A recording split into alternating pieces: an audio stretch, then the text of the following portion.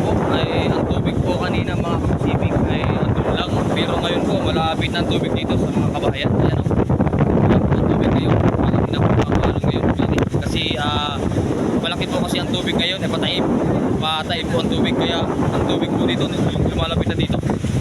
Ayan dahil po sa lalaki ng alon. Ayan mga kapasibig. Lalo nang lumalaki ang tubig mga kapasibig. Ito po. Ayan po, kitang-kita po natin naman mga kapasibig. Ayan o. Ang alon. Hindi.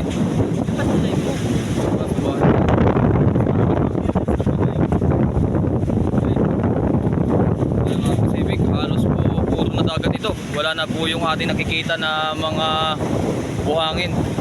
Kasi kanina may buhangin pa tayong nakikita dito. Ngayon puro halos na tubig na po ang nakikita. Ayan sa laki po ng tubig mga kapasibig. Dahil sa laki ng alon. Ayan po. Kasi palaki po ang tubig.